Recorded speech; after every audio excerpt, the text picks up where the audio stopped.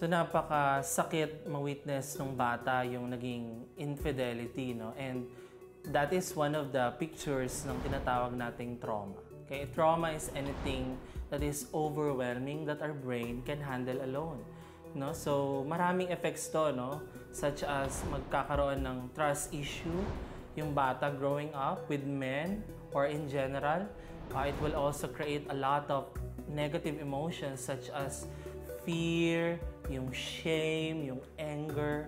It can also be a root cause for homosexuality and other like unhealthy coping mechanism na, when we look at it, are the root cause of the development of mental disorders. Of course, trauma shifts our mindset.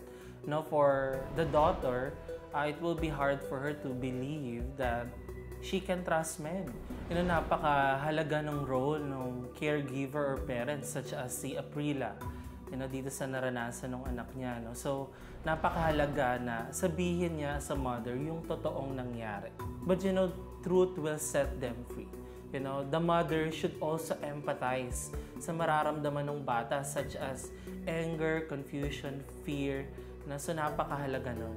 And of course, the most important thing is the mother should ask for a professional help. Because trauma like this should be handled by the professional counselor para hindi niya to dalhin sa teenage years niya and even up until adulthood. When we talk about healing, there is no such thing as perfect healing.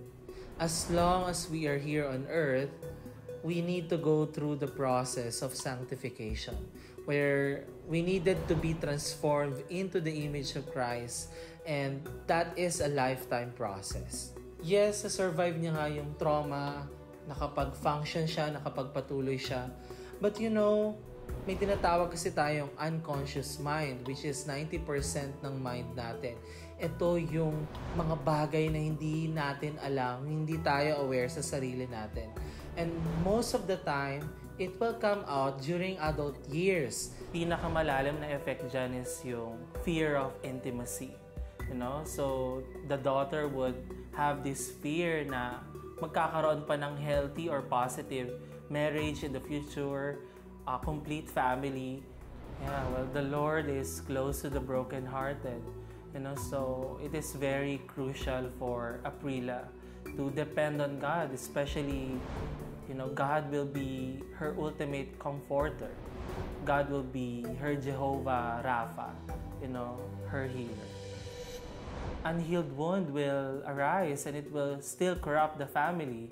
So I encourage you guys to seek for help and process this. So there are marriage counseling, family counseling that they can avail para ma-process itong mga nangyaring trauma sa isang pamilya.